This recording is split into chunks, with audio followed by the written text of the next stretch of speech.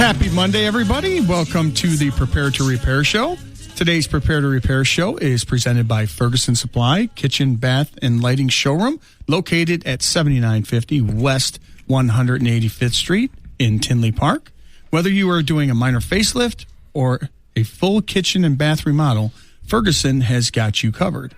Speaking of Ferguson, last week we had Mac from Ferguson, Mac Tracy, and I had Gerard Pagliuco from Added Services, and they donated a nice little product that we are going to be giving away coming soon.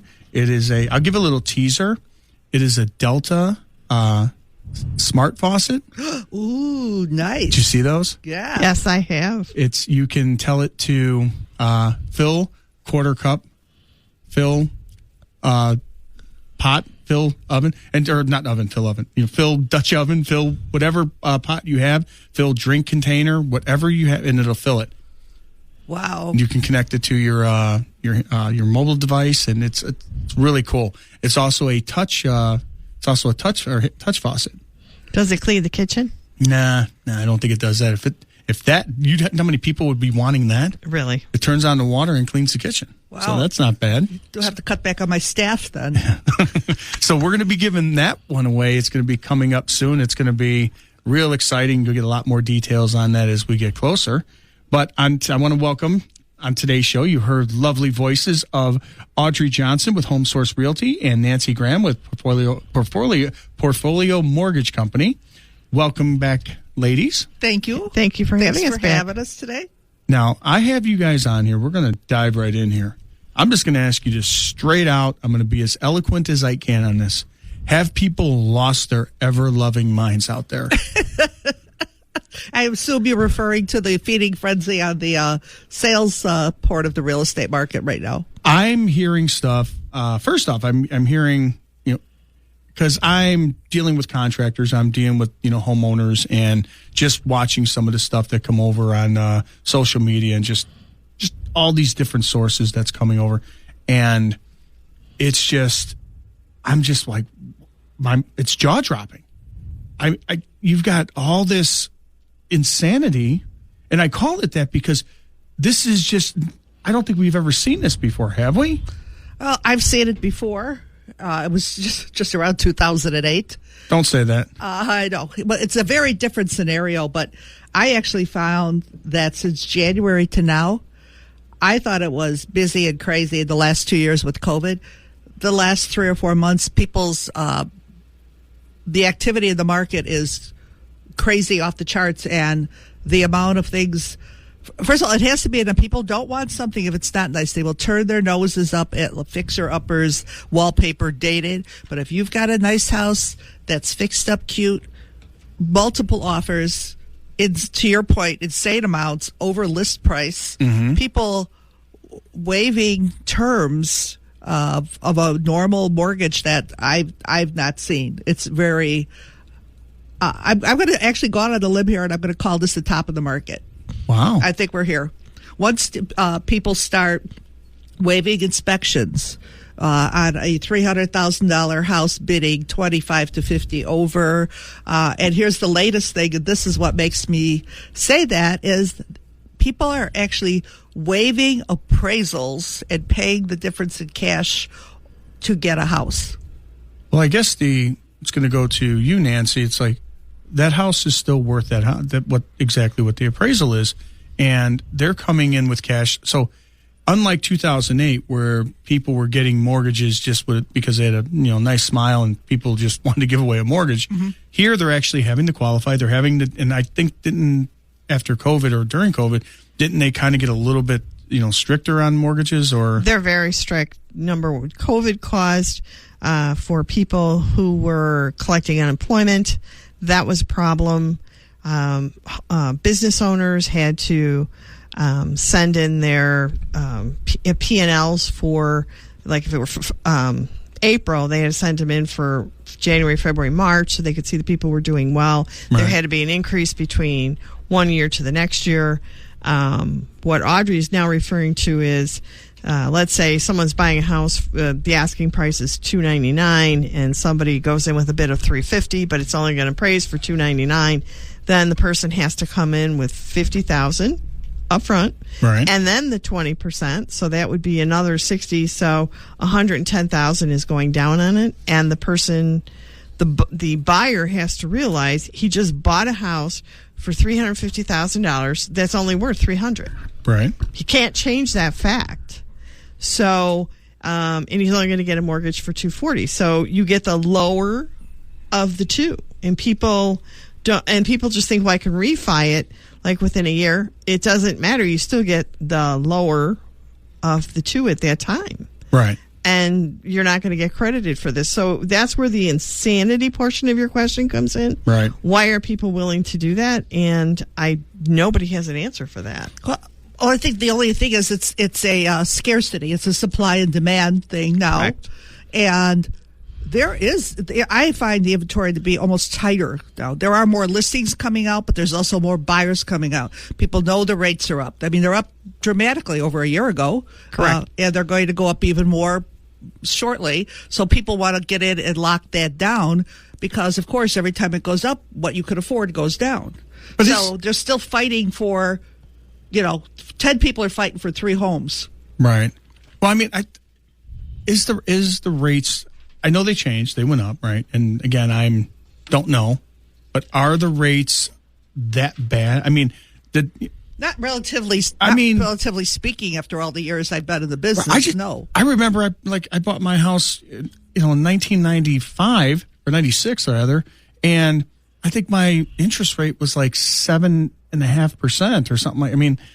You're my at first house was a good deal. 18. Exactly, back then, yeah. I paid 18 for my first condo, 18%. So you're still at 5, and I remember when they were saying 5 was great. 5 is just phenomenal. Free money. And what would you say is in your experience, Nancy, a decent interest rate? Obviously, they had it crazy low when it was in 3s and 2s or whatever. But now you're getting to be around what, 5? Is that what it's at? Oh, now? we're into the 5s, okay. And I think that's the hard part is people that refied and purchase somewhere between 2.5 to 3. I think most homeowners are in that range. Okay. So now if you're going to go out and buy, and people start saying, "Oh my gosh, it's going to be like 5.5. It's going to be 6, 6.25." Really, to someone like me, that's not a bad thing because my first home was 8 3/4 and 2 points. So right. what that's nothing compared to where we were at, and we've seen as high as, like she's saying, 18, 20, 21. So that's not the part that makes it so hard. It's just that the first-time home buyers are coming in and they're saying, well, I'm only going to put 5% down, and then I've got all these other issues, and then everything is based on how much I can afford right now at the time. And some people just won't qualify in that scenario, so they have to lower their expectations, but they do not want to. And that's when it really starts getting crazy. I always tell people and this is from a plumber's point of view, I'm not a real estate expert by no means, like, Audrey and Nancy here. But one thing I have said, and I've told people, I would take a house that was, say, second owner. They've owned it for years and years, and it was the original. It was original. Everything's original. It hasn't been touched, and it could be wrecked. Destroyed. Everything's original. It's just untouched, and it's destroyed. I would take that before I would take a property that has been quote-unquote rehabbed. Because you want to fix it yourself. You have the know-how, though. Well, it would be the devil I know. I know what I'm getting into. I know the last inspection on this house was when they knew how to put things together. So I then see what you're saying. If I take it over at that point, then I know from that point on, I've got my people in on it. I know what I have. Whereas if you're buying a property that was, say, flipped or rehabbed to take advantage of this market, what you may get is someone who did it just to sell it rather than did it to own it. That is so right. You're so right about that. Because what I always say on this show is get it done right, because in the end, you're stuck with it. You own it. So going in, and years ago, people had vision. You would walk in and go, okay, I see what this has. This thing could be wrecked. Like when we were looking for houses, my daughter's in there, she's looking at it, she's like, okay, this house needs work, but she's like, okay, you can do this, and you go, this wall can go pew, pew, pew. She had her little laser that she was doing, and she had this vision on what she wanted to do. And I mean, again, the money may not be there to do that, but I would say if I was looking and say the supply of what I wanted wasn't there, then, fully fixed up, then, okay, what are my other options? Are there any properties out there that were an estate sale where it needs work? Then this is mine. This is where all that time of watching the home shows and getting all them ideas, I can make this happen. Because if I get the right contractors, I get the right people, and that money that you would probably spend to go over, or maybe some of that money that you can do over time, depending on if it's still functional, depending on what you get. There's a lot of things you can do that will help you get. And here you bought a house where you have equity in it, rather than being upside down. And nothing is worse than being upside down. Like if you're 50 grand over situation. it, and you have to dump another 50 grand into a kitchen because they didn't do it right, because a bad drain, bad plumbing, a bad drain that's run wrong will run for about 1.5 years. And then when you go to clean it or rot it, that's when you find out you can't clean it, and you have to open a wall, which is, it's no big deal opening a wall, but it's behind your brand new cabinets that they put in, which is covered by the nice quartz countertop that's there and the nice tile backsplash. So all that's got to come out. I've been in that scenario more times than I can count. And it's like, they're looking at us like we're the bad news. They're like, well, you don't know what you're doing. No, I'm just telling you that the cable is going to follow the contour of the pipe. And a pipe is like a water slide. The less turns and more swept fittings you have that are going to take you direction of flow, that means they're going to flow great and you're not going to have any problems. When this thing looks like an S and it's a bunch of 90s with twists and turns, you're going to have a ton of problems. And you have to pull that out. And you can't see that behind the walls when you're buying it. But you know what? People just, especially young kids now I was really lucky. I came up with a mom and dad who were handy and could fix things. Right. People now don't even own a hammer or a screwdriver. So they want to just move in, and they have no idea how to fix anything. And a lot of times they don't even want to know. And they don't realize when you get any kind of home, a condo, a townhome, things break. Yeah. And especially if you're buying something that's, this is shoddy workmanship. Right. You don't know what you're just buying something cute. It's like looking at the good looking guy on the dating site and going, wow, I'll take that one. Right. And then you find out he's an expert or until he talks. So true. You get the one. Why are you with him? You just don't want him to talk. I'm just here because I look good. Not me per se, but you know what I mean. But touching on that now, before years ago, they used to have and they used to promote, and I don't know if they still have them. Nancy, you'd probably be able to answer better than I. Is you would have, I bought this house. And then they have a government loans that allowed you money for rehab or to fix your property if you're living in it, or even if you weren't. Now, are they still there, and are people taking advantage of those products? Or those products are still there, and some people do take advantage of them. But the thinking right now is, I want it to be turnkey when I walk in the door. And it's never turnkey. Never. I happen to agree with you because Audrey and I work together sometimes, and we go to the properties and look them over, because I don't think most people realize this. According to the mortgage rules, you do not have to have a home inspection. That's between you and the seller. It's not required by the mortgage company. Everything just has to be functional. The water has to run. And in this one bathroom, I do not believe the shower head works. Now, that could be what you're saying. It could be a change the shower head out. But now you just pointed out it could be that we need to open up that wall. Could be. And see what's going on. Right. I need to talk to you after the show. But let's just look at this. If that house was, and this is why I got to that, because I always, people are like, well, how do you know? Okay, this is when you look at something, everything has a history. Let's check the history. When diagnosing issues, you want to know it worked till when. It happened when I was doing this. So if that shower was in an older house that hasn't been touched, it's worked for how many years? It's not working now. Maybe there's something simple on it, maybe a cartridge, maybe a shower head or something like that. If this is all brand new and you just bought this or you're going to buy it and it doesn't work, it could be something simple, but it makes you wonder, okay, what was done, what was not done? I mean, because, again, you don't know the kind of people that were hired. If you can track all the paperwork through it, through all the contractors that were there, the permits that were pulled, the inspectors that came out, and the inspections that they had, I'm all for that.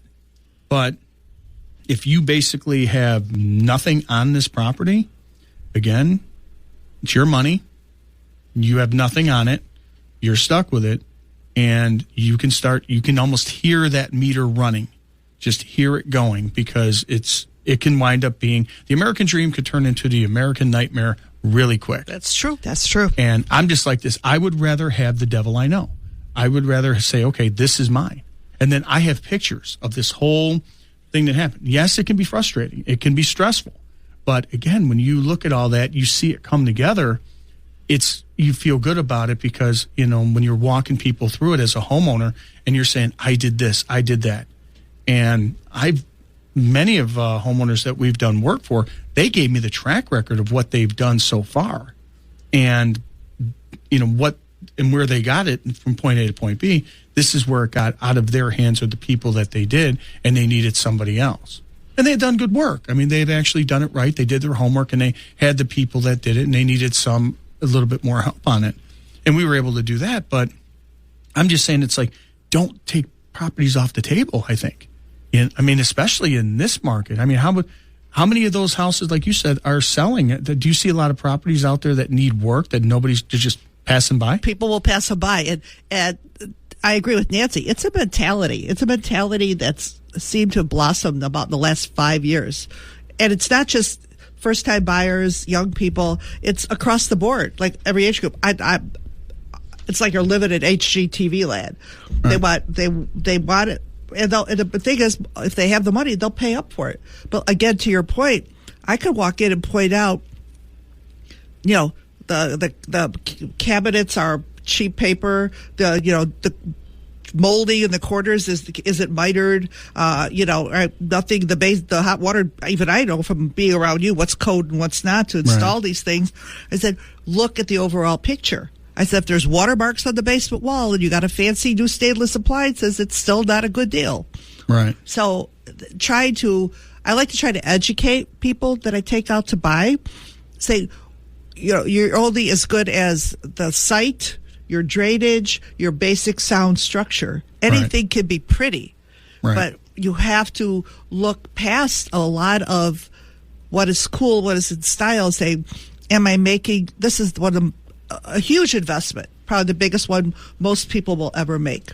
Exactly. Well, that's what I was asking about. When people are going and you're going that crazy, I was wondering, did that craziness as far as going and going over the asking price, are they doing that for fixer-uppers too? Or they're just leaving those alone? That, unless it's like such an incredibly hot location, or they've priced it purposely under the market to facilitate a bidding war on it type of thing. Okay. Well, that makes sense. You're listening to the Prepare to Repair show, and my guest on the Prepare to Repair show is Audrey Johnson with Home Source Realty and Nancy Graham with Portfolio Mortgage Corporation. We're going to take a quick break, and we're going to come back and talk about mortgages. We're going to talk about this crazy housing market and amongst other things. At Ferguson.com. Welcome back. Your dreams were your ticket out. Welcome back to the Prepare to Repair show. We're here on WJOL 1340. back here with my guests, Audrey Johnson with Home Source Realty and Nancy Graham with Portfolio Mortgage Company, or Corporation, sorry. And before the break, we're just continuing our conversation regarding just the housing market and just how everything has gone, and trying to find that proverbial needle in the haystack or diamond in the rough. We were talking about properties that may need some work, and years ago how they had programs that allowed you to get money to fix up the house or the property to where you wanted it to be and get it to be yours, your stamp on it. And obviously when they have these kind of programs, Nancy said they do have them, but there are restrictions with them, and they're not necessarily bad. I mean, I think they're anytime you're getting money, I mean, they're going to want to make sure they're going to want certain criteria met, correct? That is correct. And I wanted to add and backtrack to that the person who's doing the work has to be licensed and bonded, so that in other words, if you say, well, my brother-in-law, he's a fireman and he does this work on the side, it has to still be with some kind of company with paperwork. It has to be right. All fitting in, and licensing is important because they can't just charge whatever they want. It has to be within a realm. Right. And that's the most important thing, because if people are going to do the work themselves, they're not going to lend for that. Well, it's done to prevent fraud, because Correct. You can give a bunch of receipts and say I did this, this, and this, and then you don't do anything. You pocket the money, and then the house goes into foreclosure, and then there's no value in it. But it's basically the same spiral that we got into before in 2008. Right. So and I always say get licensed people, and you're going to get, if you get a quality, reputable person or companies out there that do it, you're going to be in good hands, and you'll get the job done. You'll get it where you get the product you want. But again, you have to have a realistic goal, a realistic budget, and a realistic plan. And sometimes your first house is not going to be the best of the best. Everyone has, I think everyone I've talked to, they talk about their first house. It's like, yeah, we had this. And it's like, and the kids are, they may remember it, or they may have been born there, or whatever. And they remember part of it, but in their mind, that house was huge. In your mind, that house was a shoebox. And yeah, that is so true. It's like, and then you like where they are now, it's, because you change. You sell that house, you buy another one, and you get progressively where you get into your house that you wind up staying at. I think people also forget when they're renting, they have to put up first month rent, sometimes last month's rent. If you take those two, I mean, if a rent is, $2,000 a month, which at this point is kind of reasonable, you've got that's $4,000 for, with the 3.5% down programs and 3% down programs that they have. That's your down payment. Right. Well, that's all I wanted to ask you. I don't understand why people don't get that. And they're saying homes aren't affordable right now. Well, they really are when you think about what I just said. And then the mortgage insurance takes care of the shortfall between the 3 and the 20%. Mm-hmm. And mortgage rents are going to go up. Right. Everything's going up. Right. It's always more expensive to rent something than it is to buy. But let's look at it this way. If you're renting and these are hypothetical numbers, okay? We were talking about it off the air, but hypothetical numbers, if you are, say it's a $1,700 a month, rent, say you're paying that, or $1,800, and that was what probably a house would run, the 3-bed, whatever, going off of just for sake of argument. What kind of money do you think off, based on standard taxes, wherever, what would that be as far as a value of a house? I just had someone purchase for $185, I think, and it's a condo, but it's really a townhome, but it's under condo doc. So I think your payment all in is going to, with even the association fees, about $1,500. Mm-hmm. So people can make a house a home when they get in there, even if it's not updated like they'd like. But you can clean, you can polish, you can paint for very little money, and then you make a priority list, and that's what you hit. Right. It's not that hard. And in an apartment in Europe, you have to turn it back to the way it was when you entered it. Wow. We don't even do that here. We just let them go in. If it gets damaged or wrecked or whatever, they just come out and move on. Right. So really, renting should be your last option. You should really sit down with someone and see if you qualify, how you qualify. If you don't qualify, why not? And what do I need to do to remedy this situation? And usually within 6 to 9 months, maybe even a year, you should be able to buy, as long as you did the homework you were assigned at the initial meeting. Now, what would be the difference? Like, because people are like, well, we're at 5% and, we were at 3%. Realistically, on a $200,000 mortgage, and say you put, say they did put 3%, what would be the dollar? I mean, what would be that dollar difference between the 2.5 or 3 to 5%? I would think it's going to run around $100 more a month, somewhere in that range. I mean, I can actually do it if I had the calculator in front of me, but I tell them, like, this is what it would be at 3, 4, and 5, and what is it going to cost you for an eighth or a quarter more, so that people understand this is not the end of the world.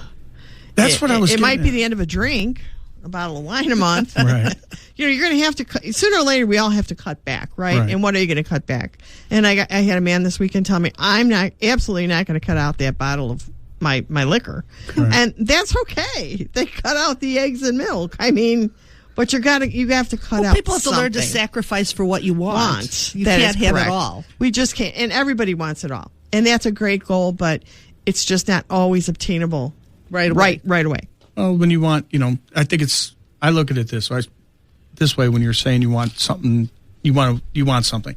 If you want it, you've got to go get it. You've got to work for it. You've got to, put in the work to go get it. It's kind of like, me saying, I want to lose 50 pounds, which I need to. But, I think you look fabulous the way you are. You know what? You need to get your eyes checked. but I thank you for the comment. Yeah. But I mean, it's like me saying I want to do that. It's like, well, I have to put in the work. I could say it all I want, but if I don't make the sacrifices and the whatever necessary steps needed to do that, it's never going to happen. And it's on me.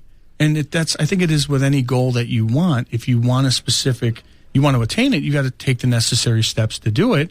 And when you get that, and it's like, hey, I've got it, and that's great. And there are going to be some roadblocks, along the way. Like you said, it's, you may have the interest rate go up a little bit, and you may find that, okay, the house that you want or the property you want, somebody got it. Okay. Well, now you go back and you redo it. And actually, I'm going to tell you this story because Mac, you met him, who was here from Ferguson. He was talking about his property that he bought. And this is an interesting story. I want to get your take on it. He was buying this house, and it was across the street from his friend's house, a lifelong friend, that went up for sale. Literally went up, I think it was up like a week and a half. And he went to go look at it on the weekend, him and his wife. And they went to go look at it, and they're like, well, the realtor told him, I don't know why you'd put an offer in or do anything. It's already got 6 offers on it. So he's like, wow. And his wife really liked it. She fell in love with it. He's like, okay, great. And now it's, you set yourself up for, disappointment because you looked at a property that's got 6 offers on it. But what he did was the people owned it. I think they were like the third owners. It's a house that was built in like the 20s. So they had been there for I want to say 30 years, raised their family through it, raised their family in it. And he, when he was going for that, he put in his offer, and it wasn't necessarily the highest. I think it was like mid-range on it. And he sent them a letter. He says, I live in the area. My wife, we're a young family. We're looking to start a family. This house, we fell in love with this. This would be perfect for our young family. We have, I grew up in the area. All our friends are there. Our friends are across the street. And basically the letter kind of tugged at the heartstrings. And even though there was more offers or higher offers and other better ones than his, he got it. So, I mean, it's one of those things where sometimes you got to, instead of being a name on a paper, maybe, hey, this is who I am. Well, I have to tell you, to throw a bucket of cold water on that. And as you said, letters to sellers have been very popular the last few years. There's a new item in our listing contract where we go to list people's houses for sale that, you have to sign. I can see where that can get bad. But yeah. Well, there is now, because there's been an outcry, buyers have sued sellers. Okay. Because they said they were discriminated against. So now there's a clause in the listing contract that allows the seller to say, I don't want any letters sent to me, because it opens you up to possible litigation. Really? And so, people are just sore losers, I think. But, it's just... I just thought that was, how unfortunate, kind of because I've heard that as well. Yeah. And you could still I know get them, I went but with the they letter. literally, to have a block in the new contract saying, Wow. think twice if you're going to do this, because, if you listen to somebody's story and like it, somebody might say, well, what about me? Well, the only reason I've even heard And it's that, a lovely thing. I've I've heard had some that happen. I've heard that years ago where people have, bought a house, and the people who were buying it were a young couple that had a little one, and the people who were selling it had already raised their family in it, and they were basically saying, we hope you get the same kind of memories and love for this house that, it's provided for mine. And that's true. And I personally never saw anything wrong with it. I think it's people speaking from the heart. Right. And a home is all about the heart. It's not just an investment. This is where you're going to live your life. So now you can't even express that anymore. But you've got people out there that ruin it. Yeah. So you got a couple out there. It is. And, I've had that happen over the years. That's frustrating. And, many agents always had a letter attached to that, because you're trying to, of course, show yourself in the best light, too. Right. But, hey, so here we are. Yeah, you know what? I mean, I thought it was just, like I said, it was a nice little story. It is a lovely story. And again, when you're selling your home that you put a lot of work into, I guess you just want to make sure that somebody else is going to enjoy it like you do. You know what I mean? You want them to enjoy. It's like when you give a gift to somebody. Right. You want to know it's appreciated. Your hard work is appreciated. What you loved about it, somebody else is going to love too. That emotional tugging is still there. Yeah, I guess you're right. I mean, I don't know. I don't see anything wrong with it. Yeah. I mean, I see why. Most I guess people don't. Yeah, I see why. You're listening to the Prepare to Repair show. I'm your host, Steve Suarez, Plumber Steve with RJ Graham Plumbing, and you're listening to Audrey Johnson with Home Source Realty and Nancy Graham with Portfolio Mortgage Company. We're going to take a quick break, and we are going to come back and talk more about how.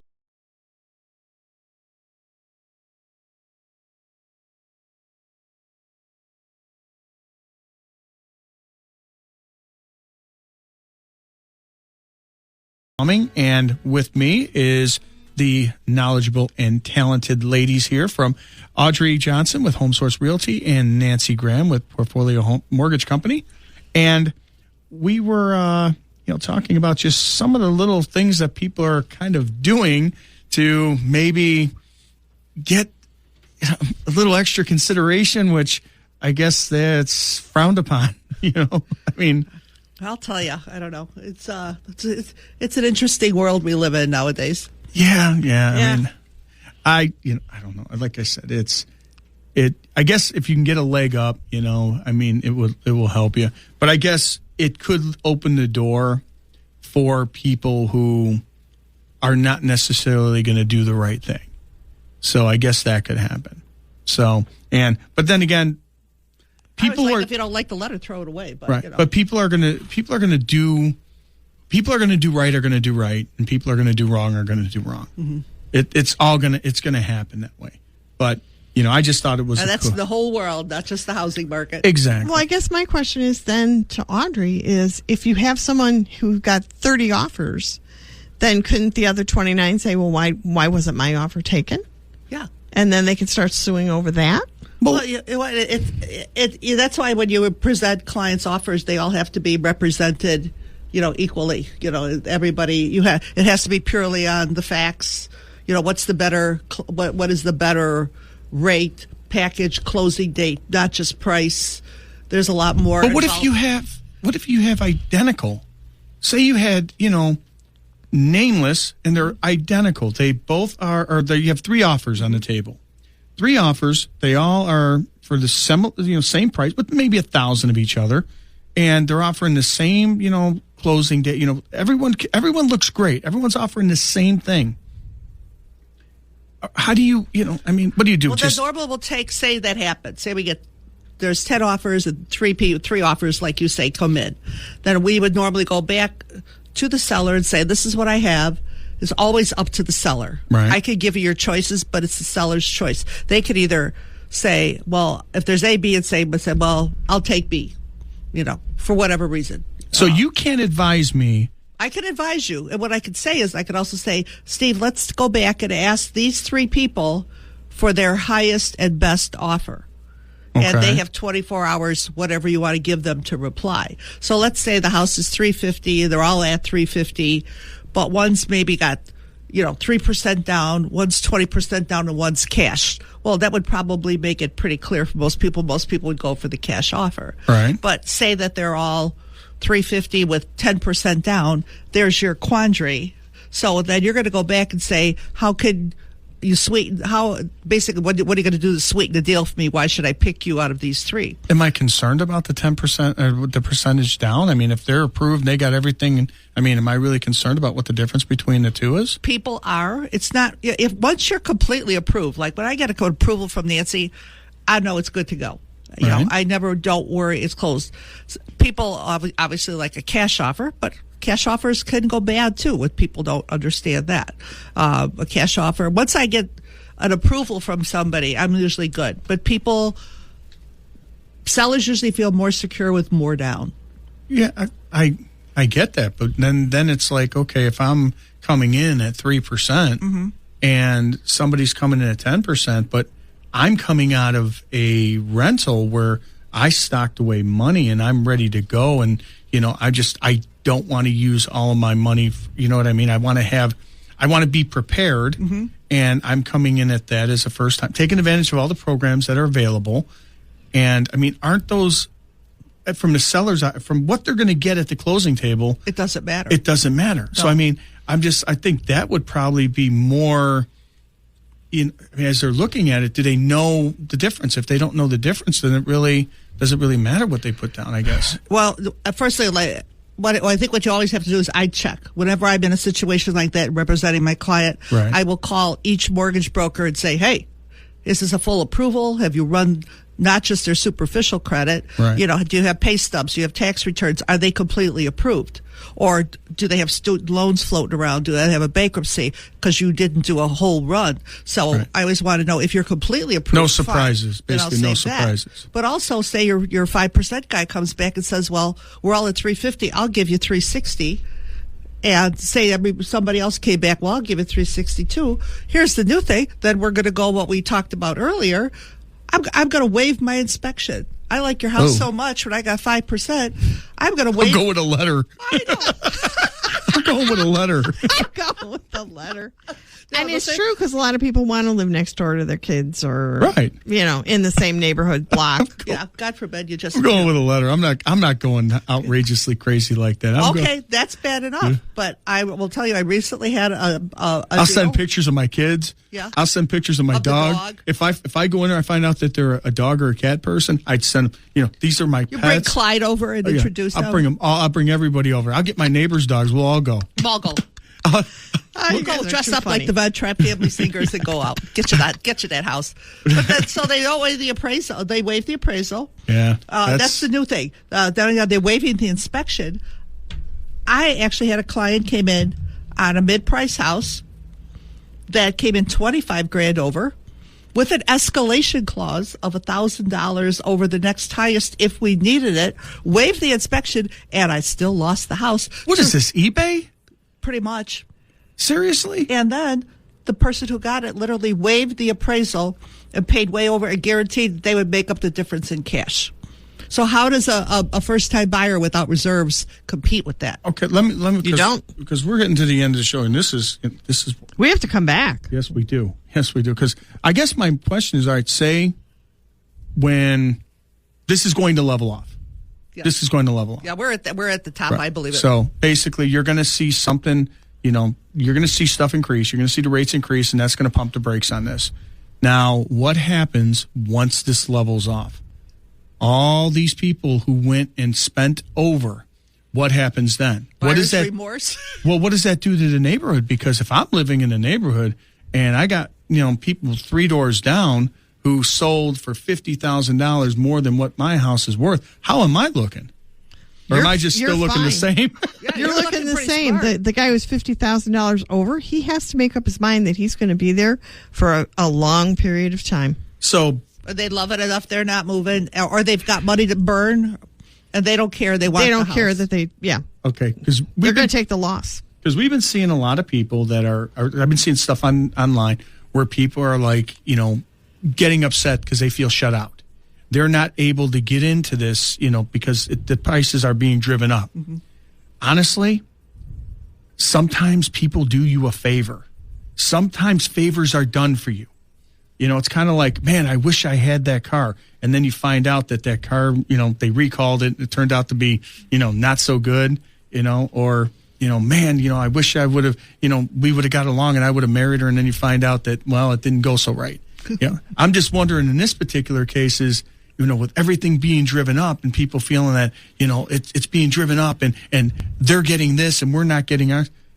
Just sit on the sidelines and just watch everything happen, because all those people that did that, it may not turn out so well for them.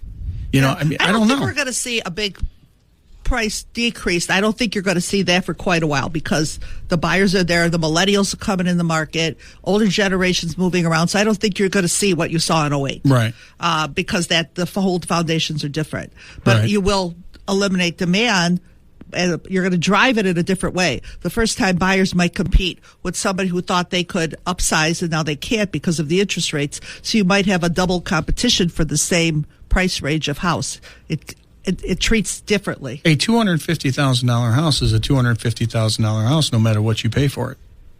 That is correct. Yeah, I mean, you can't inflate value. You can't artificially inflate value. Either it's worth it or not.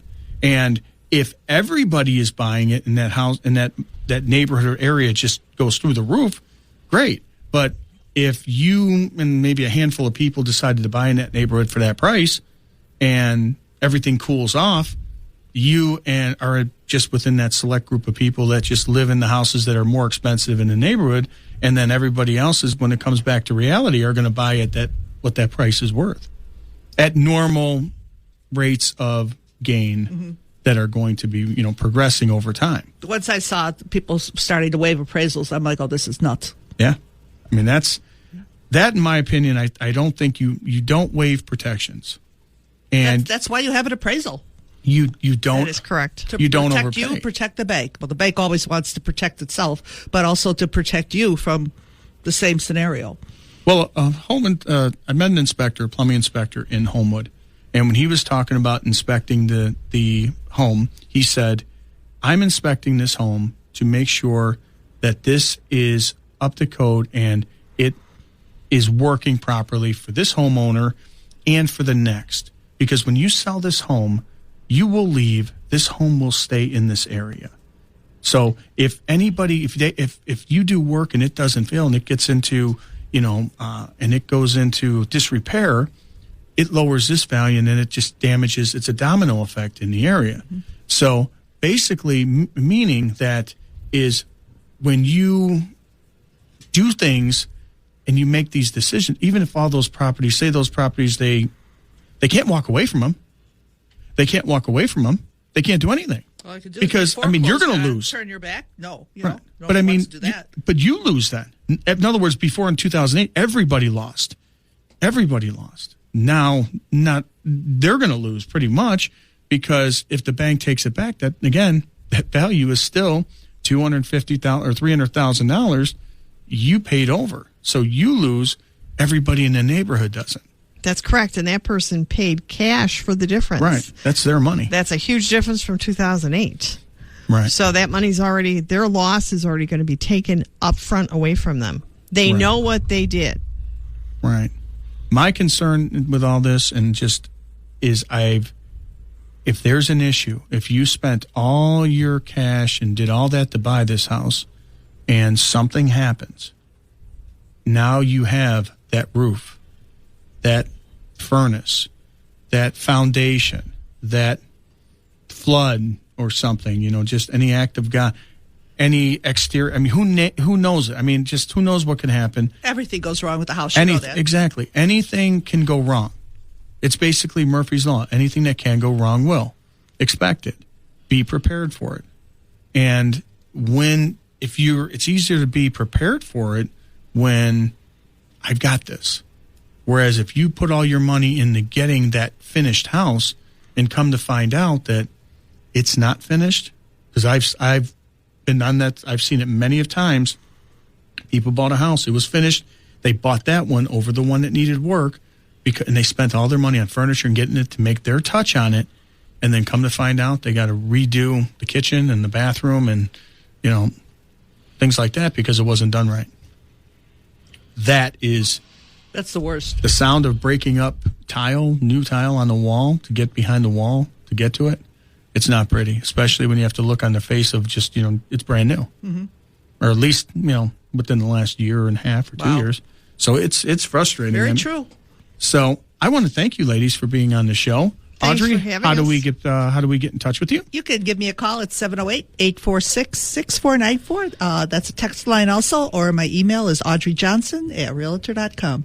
And Nancy? I'm Nancy Pleasure. Graham at goapmc.com. And my number is 708-341-9601. And I want to thank you guys for being on the show. And as always, our show is sponsored by Ferguson. So head out to Ferguson Supply for all your kitchen, bath, and lighting and appliance needs. Your dream kitchen or bathroom is as close as Tinley Park. Feel free to check out our website. It's prepare2repair.com. Or you can shoot us a text at 708-964-5500. Thank you guys for being on here. I think we had a very informative hour of Thanks for just having touching us. on some of this craziness going out there. This has been great. And for people sitting on the sidelines, I'd probably sit on the sidelines and just watch it, eat some popcorn. All right, till next week, till next Monday.